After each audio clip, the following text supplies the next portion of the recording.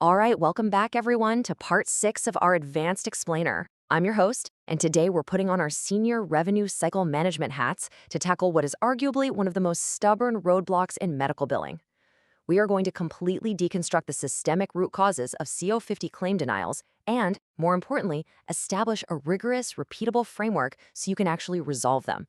Look, whether you're a certified professional coder, a CDI specialist, or a revenue integrity auditor, mastering this exact denial code is absolutely critical to protecting your facility's bottom line. So let's jump right in.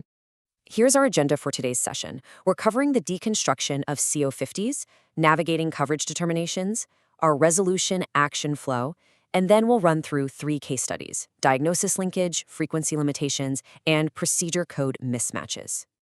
Section 1. Deconstructing CO50 denials and understanding the medical necessity failure.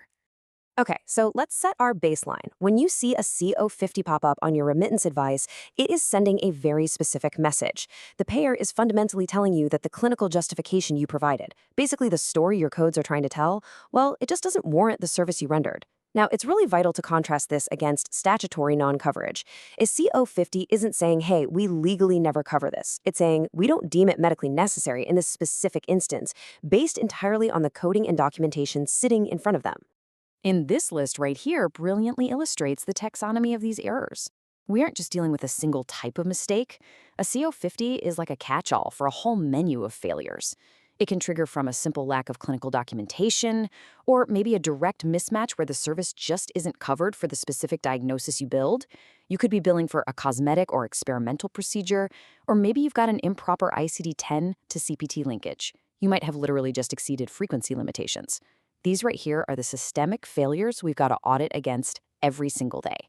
Moving on to Section 2, navigating coverage determinations and the policy architecture. To actually resolve these denials, you can't just guess at the correct codes, right? You have to understand the policy architecture governing the payer's decision. What's really interesting here is how Medicare guidance is separated. The absolute crucial point for you is differentiating your remittance advice remark codes, your ARCs. If you see an N115, that points directly to a local coverage determination constraint. That means your regional MAC has specific rules that your claim violated. An N386, on the other hand, means you have to audit against a macro-level national coverage determination. You absolutely have to know which rulebook the payer is throwing at you. But beyond the N115 and N386, you also need to keep a sharp eye out for these specific M-Series remark codes. They're going to hand you the exact diagnostic data you need to formulate your appeal. For example, if you see M25 or M26, you instantly know your documentation depth is the culprit. If you see M60, you're literally just missing a required form.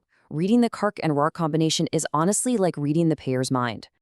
So how do we get ahead of this whole mess? We implement proactive coverage workflows. If Medicare coverage is looking a bit ambiguous, or if you suspect a service might not meet medical necessity, executing proper advanced beneficiary notice workflows is totally non-negotiable. Appending the right modifiers, like GA when an ABA is on file, or GY for statutorily excluded service. That is how you safeguard your revenue cycle and ensure compliance before the claim ever drops. Section 3, the resolution action flow and our standard operating procedure for denials. All right, let's take this from theory to practice. Think of this as your daily battle plan. Step 1, categorize your payer. Medicare Advantage requires an LCD or NCD review, whereas commercial payers need you to check their specific proprietary medical policies. Step 2, do your policy compliance audit. Did the claim actually meet the policy? And finally, step 3 is your resolution.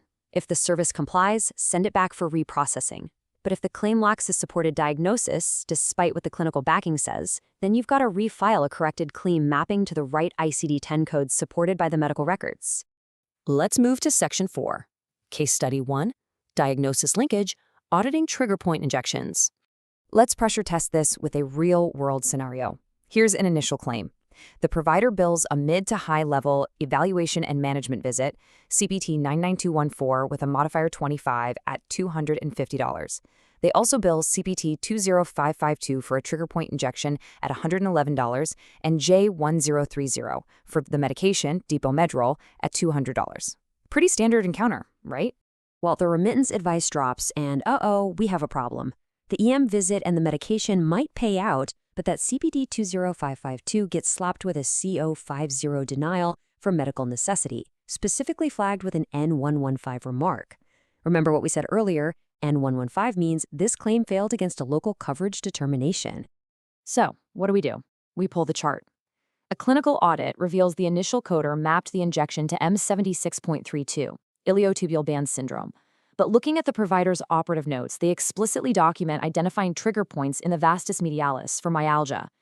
Iliotibial band syndrome does not support a trigger point injection under this specific LCD, but myalgia absolutely does. To correct this, we just remove the M76.32 linkage, logically relink CPT 2052 and the J-code to the cover diagnosis code M79.18, and refile. Boom. That is exactly how you rescue revenue. Section 5. Case Study 2. Auditing frequency limitations for facet joint denervation. Let's look at a highly scrutinized CO50 trigger. In this scenario, a provider bills lumbar radiofrequency denervation. We've got CPT 64635 and the add-on 64636 for spondylosis. Total billed fee, a hefty $1,294. The remittance drops, and it is a total wipeout. We get a full denial under CO50 with our old friend Remark 115 pointing us right back to a local coverage determination failure. So we pull up the relevant LCD, in this case L38773, and we find the trap. The policy strictly limits repeat thermal RFAs to a maximum of 2 sessions per rolling 12-month period per region. To resolve this, we literally have to go back and audit the patient's account history for dates of service.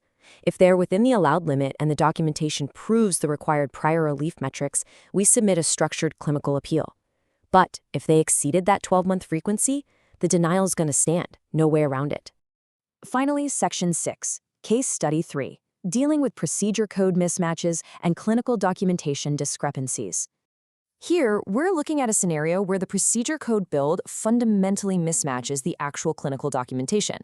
The initial claim shows the provider billing CPT 17,000, which is destruction of a premalignant lesion, but they linked it to an epidermal cyst diagnosis. Predictably, CPT 17,000 gets denied under CO50 because it's non-covered for that specific benign diagnosis. A closer look at the chart reveals a massive coding error.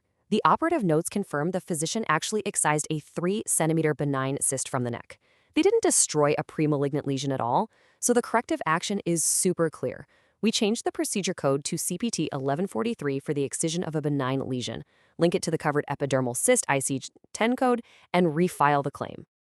And this brings us right back to our ultimate goal, revenue integrity. You really have to ask yourself, are you catching these compliance gaps? The LCD mismatches, the frequency limitation traps, the logical leaps in coding before the claim ever leaves your facility? Moving your team from reactive denial management to proactive denial prevention is the true hallmark of a world-class RCM operation. Decode Healthcare with Harshil.